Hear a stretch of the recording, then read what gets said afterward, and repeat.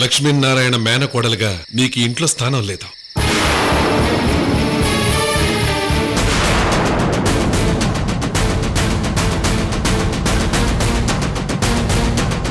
మా పుట్టిల్లు కడపకి వెళ్తున్న వీరభద్రం,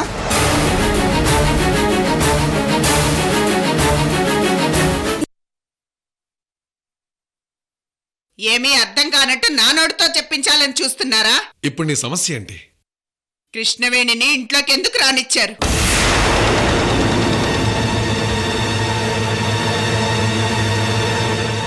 నా ఇంటి బయట ఒక ఆడపిల్ల దీనంగా నిలబడి ఉండటం నాకు ఇష్టం లేదు. అబ్బో, ఎంత అద్భుతంగా నటిస్తున్నారయ్యా! కృష్ణవేణి అనాథ పిల్ల, మీ మేనగోడలు కాదా?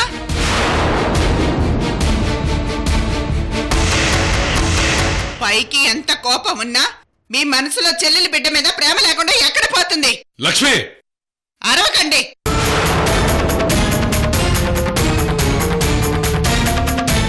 ఈ రోజు మీ మేనగోడల నిజ స్వరూపం, మీ నిజ స్వరూపం తెలిసిపోయినది. సాక్ష్యం చెప్పి ఇంటికి వచ్చినందుకు అత్తింటి వాళ్ళు బయటికి పంపిస్తే మీరు మీ మేనగోడలకి స్వాగతం పలుకుతున్నారా?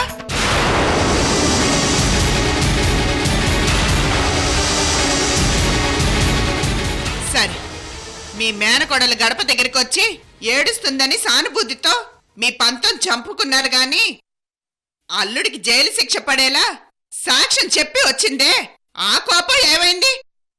మీ మేనకోడలు లాగి పెట్టి కొట్టి తలుపులేస్తారనుకుంటే ఇలా తలుపులు తీసి ఇంట్లోకి రానిస్తారా మీరు?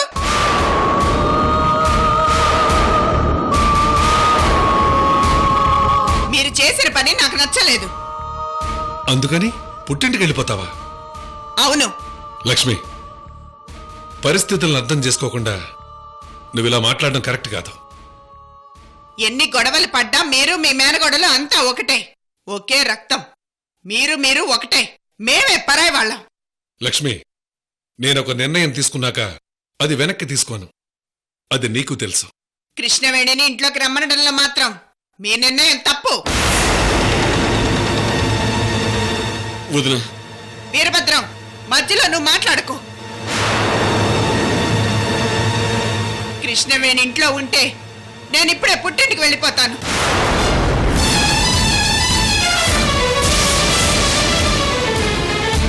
భార్య కావాలో మీ మేనగోడలు కావాలో మీరే తేల్చుకోండి.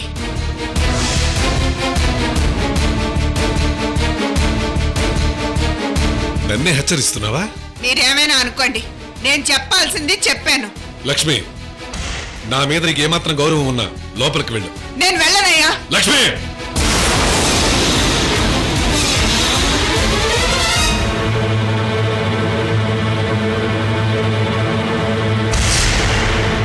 కొట్టండి అయ్యా, కొట్టండి. ఆగిపోయినారే. మీ మేనగోడల కోసం మీ భార్యను కూడా వదులుకోవడానికి సిద్ధంగా ఉన్నారని నాకిప్పుడు అర్థమైంది. ఛ!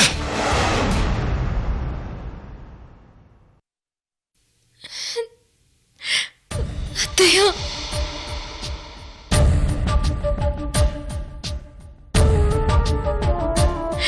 అత్తయ్య, నేను ఇంట్లోకి రావడం వల్ల మీకు ఎంత కోపం వస్తుందని నేను ఊహించలేదు అత్తయ్య. కృష్ణవేణి, నువ్వెన్ని చెప్పినా నేను నమ్మను. అక్కడ నా బిడ్డ నా అల్లుడిని విడదీశావు, ఇక్కడ మా భార్య భర్తల్ని విడదీస్తున్నావు. అయ్యో, అంత మాట అనకండి అత్తయ్య. మీరు నన్ను అపార్థం చేసుకుంటున్నారు. నా వల్ల మీ మధ్య గొడవలు రావడం నాకు ఇష్టం లేదు. నేను ఇప్పుడే ఇంట్లో నుంచి వెళ్ళిపోతాను అత్తయ్య.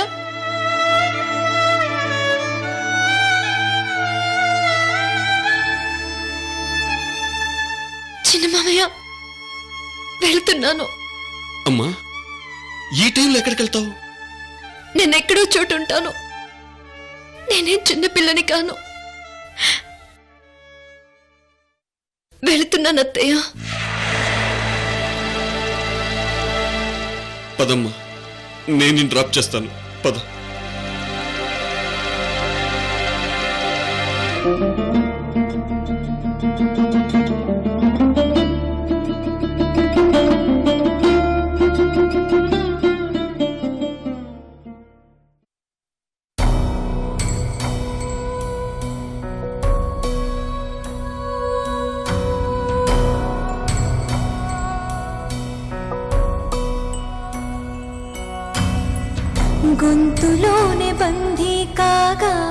గుండెలోని ఆ మాట రెండుగాని చీలిందమ్మా ఇన్ని నాళ్ళ మీ బాట రెప్పలేని కనుపాపలని కాచేదిక ఎవరంట చెప్పలేని ఆవేదనలు తీరేదిక ఎప్పుడంట ఇక అత్తారింటికి దారేది ఈ పంతాలెప్పుడు తీరేది ఇరు తీరాలెప్పుడు కలిసేది ఇక అత్తారింటికి దారేది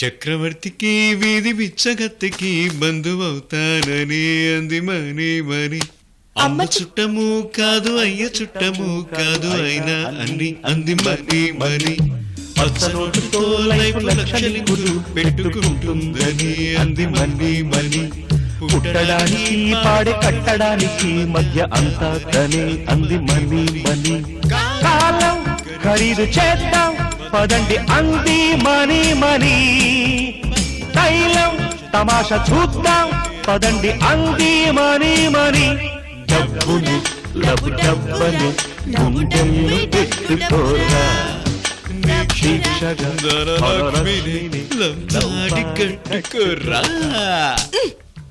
చెటి 9.5 కోట్లు ఎప్పుడు చూడలేదు ఒకసారి చూడండి మయూరే అమ్మో వద్దు దిష్టి తగులుతుందండి ఓ అవునవును నిజమే దాచి దాచి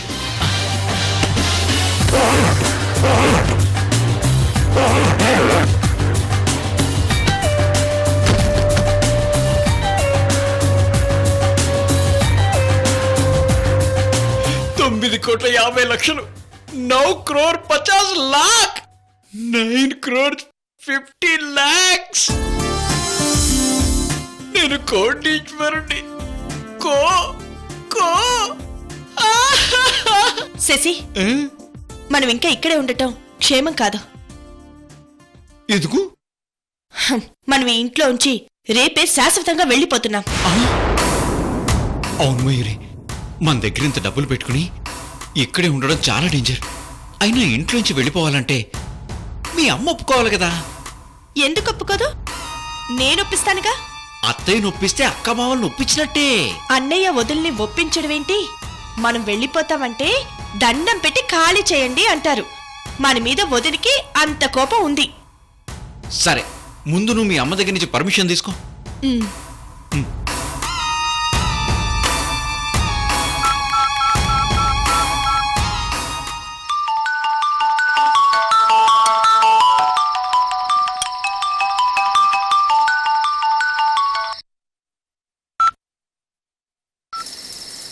హలో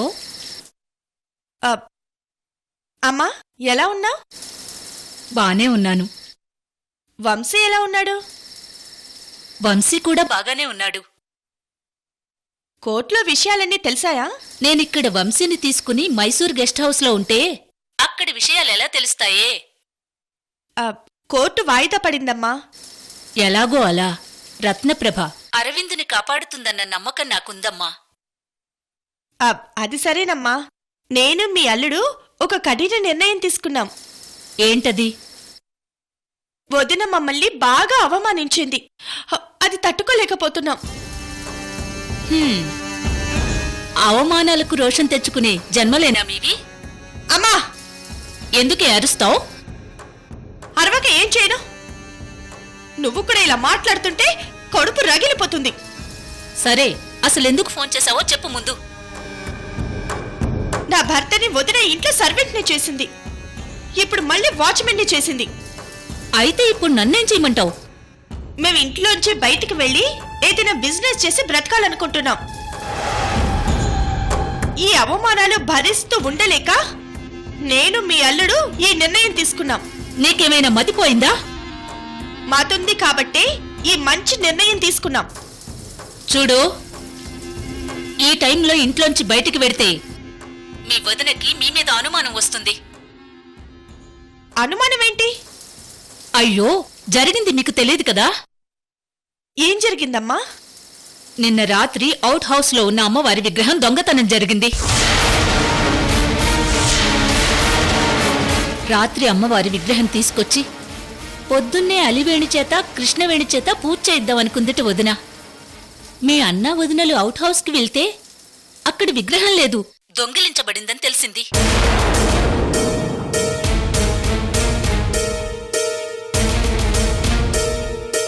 ఆల్రెడీ రత్నప్రభ సృజన్లు ఎస్పీతో మాట్లాడి సీక్రెట్ గా ఎంక్వైరీ చేయమని చెప్పారు. అంతేకాదు, అసలు దొంగతనం శశిధరే చేశాడని మీ వదిన నమ్ముతోంది. ఆ రాత్రి నేను సృజన్ అడ్డుపడకపోయింటే మీ వదిన శశిధర్ని చంపేసేది తెలుసా? ఇలాంటి పరిస్థితుల్లో మీరు బయటికి వెళ్తే మీ వదినకి, పోలీసులకి, అందరికీ అనుమానం వస్తుంది. నిజమేనమ్మా? అవును, మీరు విగ్రహం జోలికి వెళ్ళలేదు కదా? అయ్యో లేదమ్మా, నేమేదట్టు. సరే, పోలీసుల ఎంక్వైరీ పూర్తయి విగ్రహం దొరికేంత వరకు మీరింట్లోనే ఉండండి. అర్థమైందా? అర్థమైందమ్మా. జాగ్రత్త. అలాగే అలాగే. విగ్రహం దొంగతనం ఇంకా వదినికి తెలియదనుకున్నాం శశి. ఆల్రెడీ ఎంక్వైరీ మొదలు పెట్టారంట. వామ్మో! శశి, ఆ విగ్రహం తెచ్చి మళ్ళీ అవుట్ హౌస్ లో పెట్టేద్దాం. ఈ డబ్బు మనకొద్దు, వద్దు.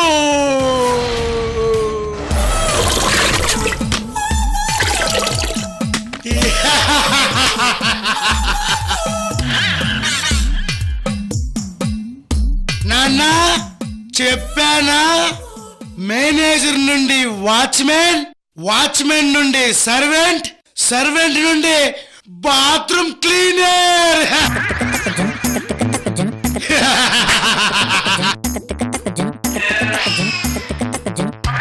కానీ కానీ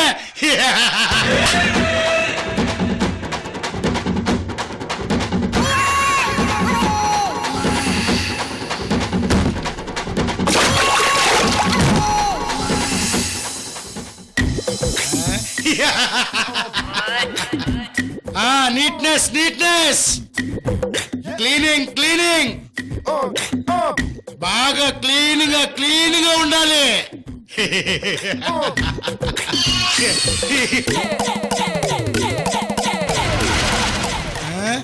టేక్ దిస్.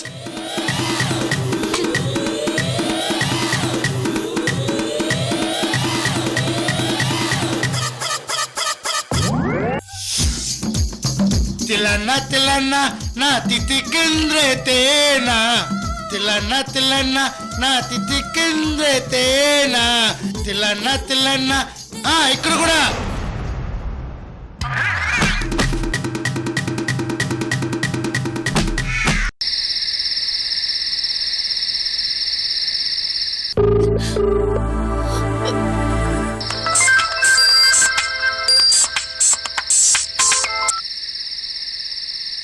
ప్రజ్ఞాదేవి గారు, కృష్ణవేణి గారు, నమస్తే.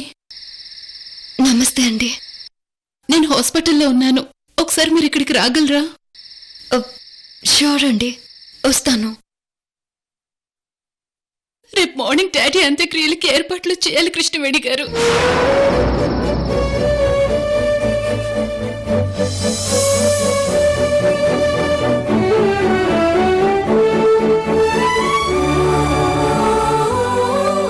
డాక్టర్స్ ఇంకా హోప్ లేదని చెప్పారు. అవయవ దానం కోసం డాక్టర్స్ అడిగారు.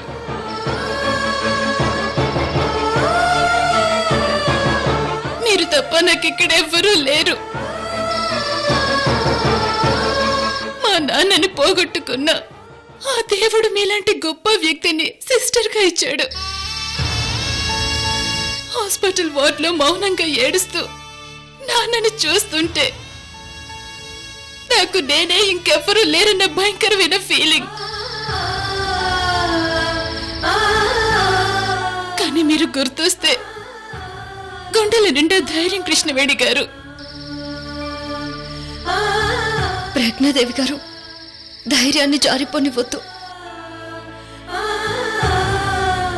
నేనిప్పుడే హాస్పిటల్కి బయలుదేరుతాను. అన్ని కార్యక్రమాలు నేనే దగ్గరుండి చూసుకుంటాను, సరేనా? అలాగే కృష్ణవేణి గారు. Take care.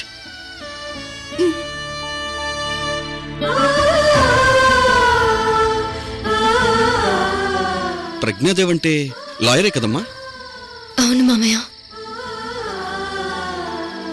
డాక్టర్స్ చాలా ప్రయత్నాలు చేశారు, కానీ సురేంద్ర వర్మ గారిని బ్రతికించలేకపోయారు మామయ్య.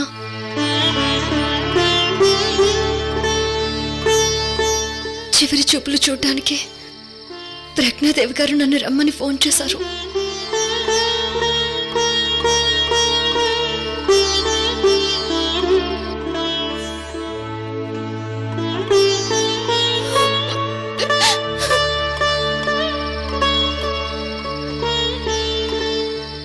అది కాదమ్మా, ఇప్పుడు నువ్వు ఎక్కడికి వెళ్తావు? ప్రజ్ఞాదేవికి ధైర్యం చెప్పి మిగతా కార్యక్రమాలు చూడాలి కదా మామయ్య. సరేనమ్మా, పద వెళ్దాం.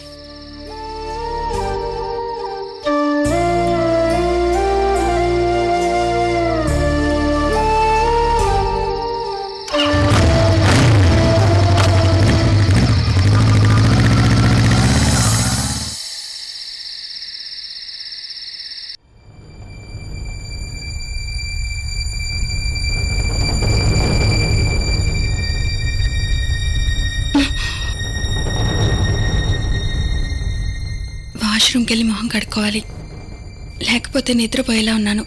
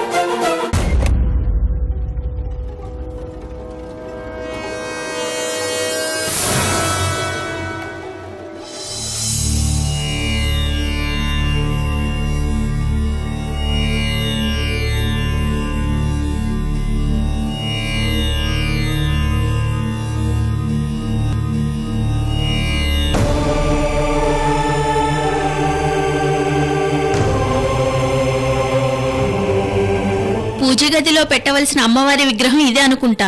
సరే అయితే విగ్రహం తీసుకెళ్లి పూజ గదిలో పెడదాం పద. అలాగే.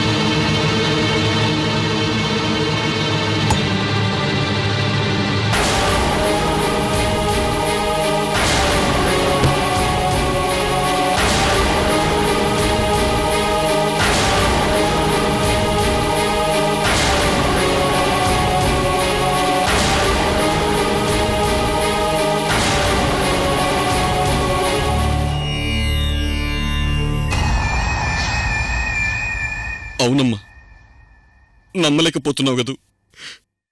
మీ అమ్మాయి కృష్ణవేణిని ఇంట్లోంచి బయటకు పంపించింది. ఏంటి బాబాయ్, నమ్మలేకపోతున్నాను. అవునమ్మా, నేనే రేవు దగ్గర వదిలిపెట్టొచ్చాను. ప్రజ్ఞాదేవి ఫాదర్ చనిపోయాడని ఫోన్ వస్తే తను హాస్పిటల్కి వెళ్ళింది.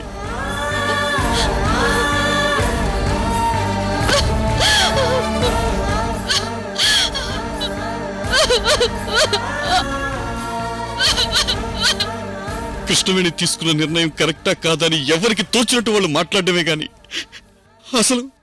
అసలు తను ఎంత బాధపడుతుందో ఎవరూ అర్థం చేసుకోలేకపోతున్నారమ్మా. మీరిద్దరూ చిన్నప్పటి నుంచి అక్క చెల్లిలాగా అపురూపంగా పెరిగి పెద్దయ్యారు. నువ్వైనా కృష్ణవేణిని అర్థం చేసుకోమ్మా. అత్తింటి నుంచి కోడల్ని బయటికి పంపేయడం అంటే అదేమి చిన్న విషయం కాదమ్మా. కృష్ణవేణి పరిస్థితి ఒక్కసారి ఆలోచించు. అలాగే బాబాయ్, నేను ఇప్పుడే వెళ్ళి మా అత్తయ్యతో మాట్లాడతాను.